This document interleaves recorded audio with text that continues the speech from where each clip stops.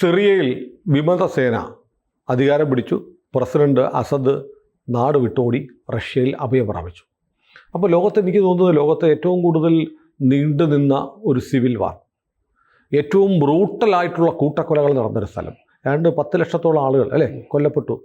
2 billion ആളുകൾ 5 നിരന്തര ആഭ്യന്തര സമരം നടന്നു. അതെ, നിരന്തര ആഭ്യന്തര 10 മില്യണോളം ആളുകൾ കൊല്ലപ്പെട്ടു എന്നൊക്കെ പറയുന്നുണ്ട്. കണക്കൊന്നും അറിയില്ല, ഇത് എക്സാജറേറ്റ് കണക്കാവാം.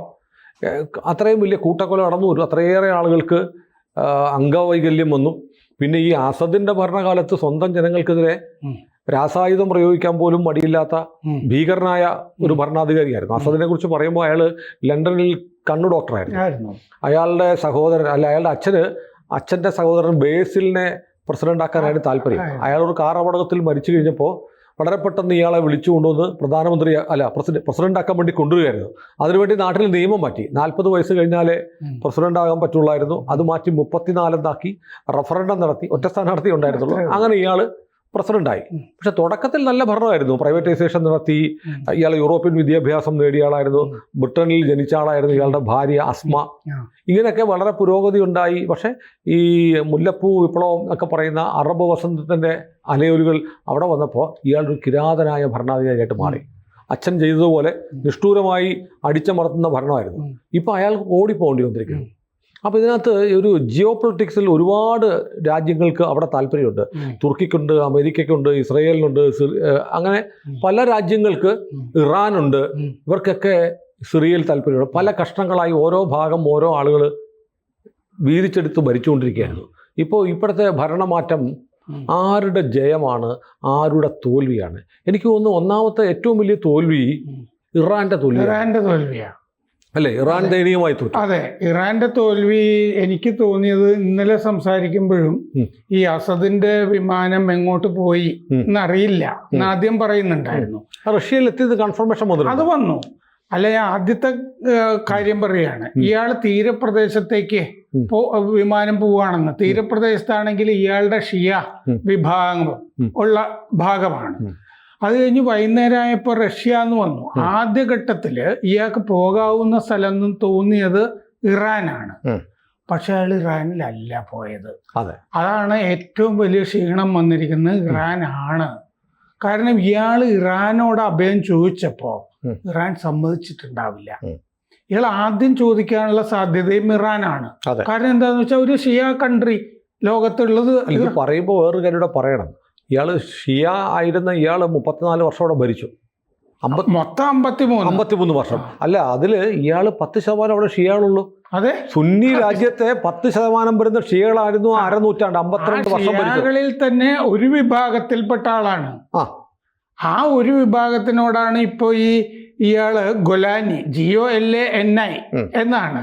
അത് ജുലാനി എന്നിവിടെ ഉച്ചരിച്ച് കാണുന്നുണ്ട്. അത് യു എന്നുള്ള അക്ഷരം ഇല്ല, യു ഇല്ല, ജയു ഇല്ല, പിന്നെ GOLANI എന്നാണ്. അതെ. അപ്പൊ ഈ ഗൊലാനി ഈ പറഞ്ഞ ഇയാളുടെ വിഭാഗക്കാരായ ഷിയകളോടും ക്രിസ്ത്യാനികളോടും ഞാൻ കുഴപ്പമൊന്നും ഉണ്ടാക്കില്ല എന്നുള്ള സന്ദേശങ്ങളൊക്കെ കഴിഞ്ഞ ദിവസം കൊടുത്തിട്ടുണ്ട്.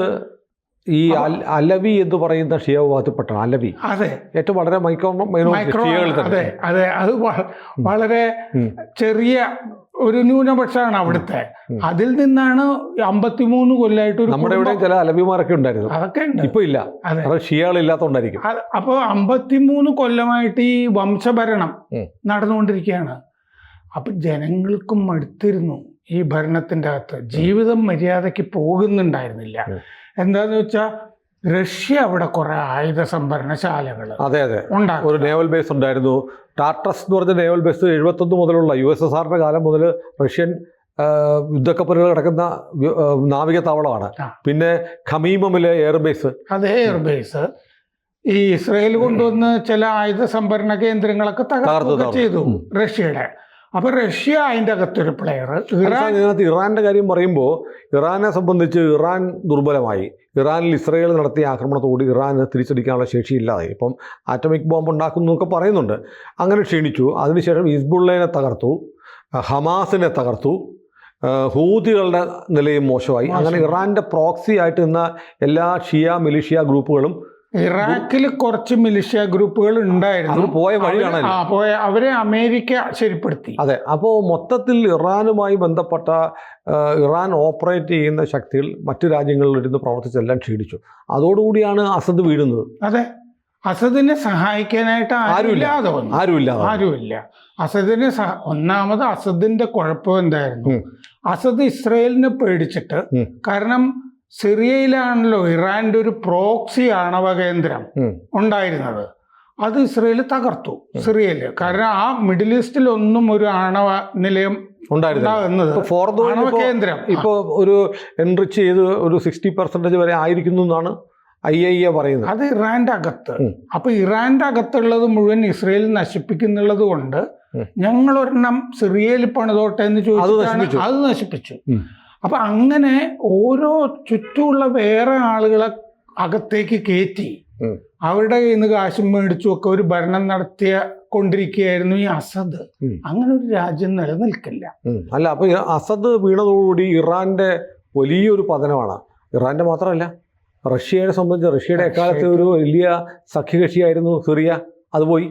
അത് പോയത് കൊണ്ട് പറ്റിയത് എന്താണെന്ന് വെച്ചാൽ റഷ്യയുടെ ഒരു 50% അസറ്റുകൾ ഈ യുക്രൈൻ യുദ്ധം കാരണമുള്ള ആഗോള ഉപരോധങ്ങളിൽ, അമേരിക്കയുടെയും യൂറോപ്യൻ രാജ്യങ്ങളുടെയും ഉപരോധങ്ങളിൽ പെട്ട് ക്ഷീണിച്ച് കിടക്കുകയാണ്. അതുകൊണ്ടാണ് ഈ ഡീഡോളറൈസേഷൻ വേണമെന്നൊക്കെ റഷ്യയും രാജ്യങ്ങളിലും ഒക്കെ പറയുന്നത്. ഇപ്പോ ഈ അസദിനെ, ഈ വേലിക്കലിരുന്ന പാമ്പിനെ എന്ന് പറഞ്ഞ പോലെയാണ് ഈ അസദിന് അഭയം കൊടുത്തത് കൊണ്ട് കൂടുതൽ ഉപരോധങ്ങൾക്ക് കാരണമാവും സാധ്യത. ഇതേ സമയത്ത് വേറെ കാര്യമുണ്ട്.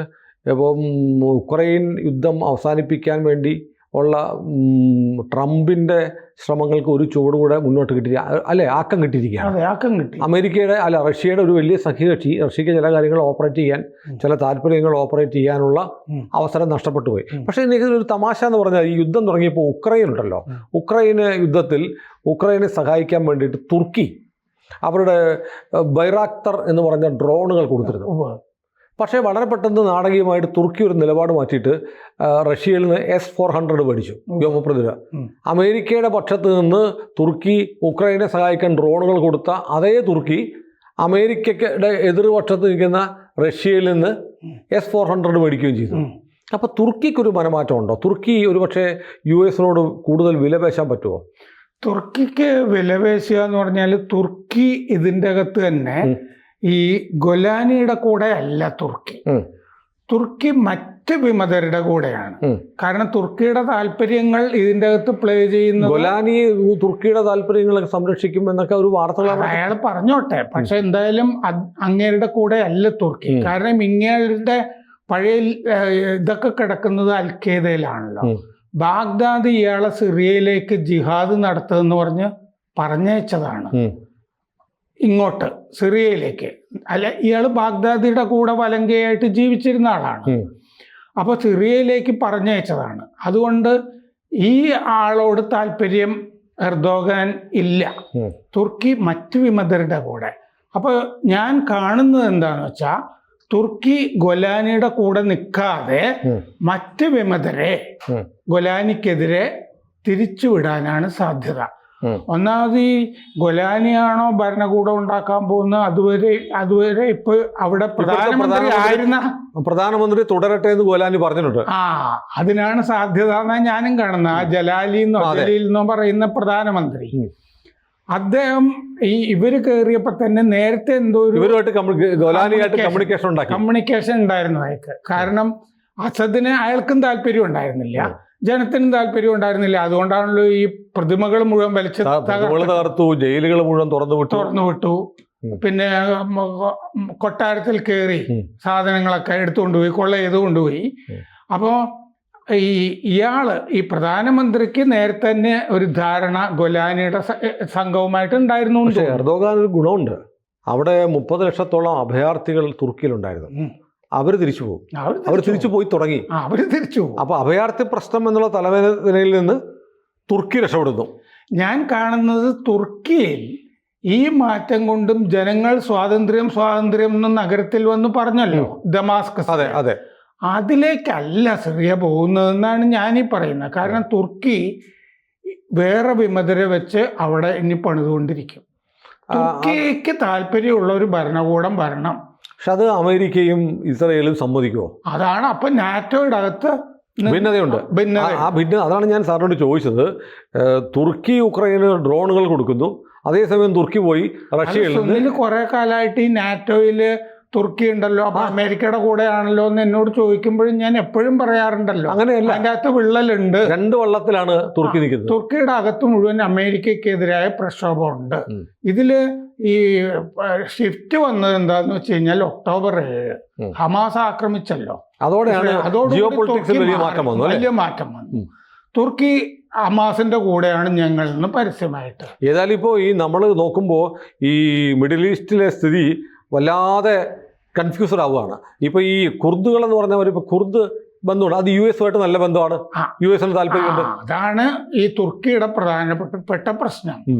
കുർദുകൾക്കെതിരെ ഈ വിമതരെ ഉപയോഗിക്കാം എന്നാണ് എർദോഗാൻ കാണുന്നത്. പക്ഷെ കുർദുകൾ അമേരിക്കയുടെ സ്വന്തമാണ്, അതാണ് പ്രശ്നം. അതുകൊണ്ടാണ് ഞാൻ ഈ നാറ്റോയുടെ അകത്തുള്ള വിള്ളൽ ഭീകരമായിട്ട് വരും. ചിലപ്പോൾ തുർക്കിയെ പുറത്തു കളയേണ്ട അവസ്ഥയെ അമേരിക്കയ്ക്ക് സമീപഭാവിയിൽ. മൊത്തത്തിൽ നോക്കുമ്പോൾ ജനുവരി 20 ട്രംപ് അധികാരത്തിൽ വരികയാണ്. അദ്ദേഹത്തിന്റെ മുന്നിൽ ഒരു ചതുരംഗ പലകയിലെ കരുക്കൾ പോലെ ലോകത്തിലെ പല പല സംഭവങ്ങൾ നിൽക്കുകയാണ്. അപ്പോൾ ട്രംപിന് കരുനീക്കാൻ പുതിയൊരു ചെസ് ബോർഡ് കിട്ടി. ഒരു ചെസ് ബോർഡിൽ മിഡിൽ ഈസ്റ്റിലേക്ക് എൻവോയ് ആയിട്ട് അദ്ദേഹം അയച്ചത് ഒരു അമ്മായിയപ്പനെയാണ്. അതെ അതെ. അപ്പൊ ഏതായാലും നന്നായിട്ട് കളി മുറുകയാണ് അല്ലേ? സിറിയയിൽ സമാധാനമല്ല.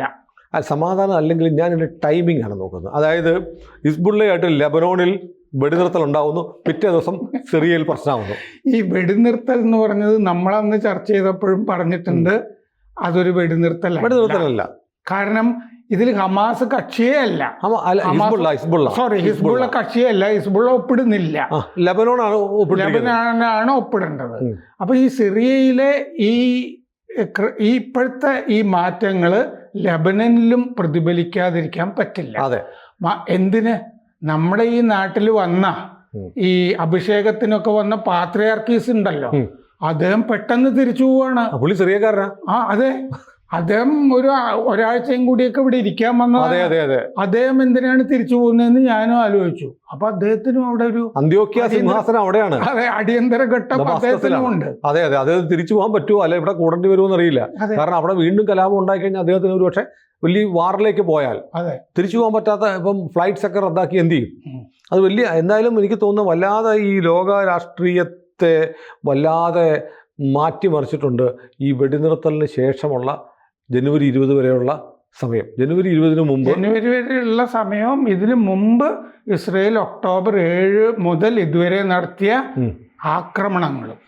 ഇത് നമ്മൾ സ്വാഭാവികമായും സംശയിക്കുന്ന പോലെ പലയിടത്തും പറയുന്നുണ്ട്. ഇപ്പോൾ ഈ ഗൊലാനിയുടെ നേതൃത്വത്തിലുള്ള വിമത സേനയ്ക്ക് ഇന്ധനം പകർന്നു കൊടുത്തത് ഇസ്രയേലും അമേരിക്കയാണ്. കാരണം ഇപ്പോൾ ഇസ്രയേൽ ഫ്രീ ആയി, ഹിസ്ബുള്ളയോട് പോരാട്ടമില്ല, ഹമാസിനോടില്ല, ഇറാനോടില്ല, എന്നാൽ പിന്നെ ഇവനെ അങ്ങ് മറിച്ചിട്ടേക്കാം, അസദിനെ മറിച്ചിടണം. അതിന് ഇസ്രയേലും അമേരിക്കയും കൂടെ ചേർന്നുള്ള ഒരു കളിയാണ് ഇപ്പൊ ഗൊലാനിയെ പെട്ടെന്ന് മൂപ്പിച്ച് വിട്ടത് എന്ന് വിശ്വസിക്കുന്ന. എന്തായാലും ഇസ്രയേലിനും അമേരിക്കയ്ക്കും ഇതിൽ സന്തോഷമുണ്ട്. അവർ ഗുണഭോക്താക്കൾ എന്ന് പറയുന്നത് തുർക്കിക്ക് അഭയാർത്ഥി പ്രശ്നം ഒഴിവായി കിട്ടി, അമേരിക്കയ്ക്കും ഇസ്രയേലിനും തങ്ങളുടെ ചില പൊളിറ്റിക്സ് താല്പര്യങ്ങൾ ഇസ്രയേലിന് ഗോലാൻ മൊത്തം കിട്ടി. നഷ്ടം ഇറാന് മാത്രം. വലിയ നഷ്ടമാണ് ഇറാൻ സംഭവിച്ചിരിക്കുന്നത്.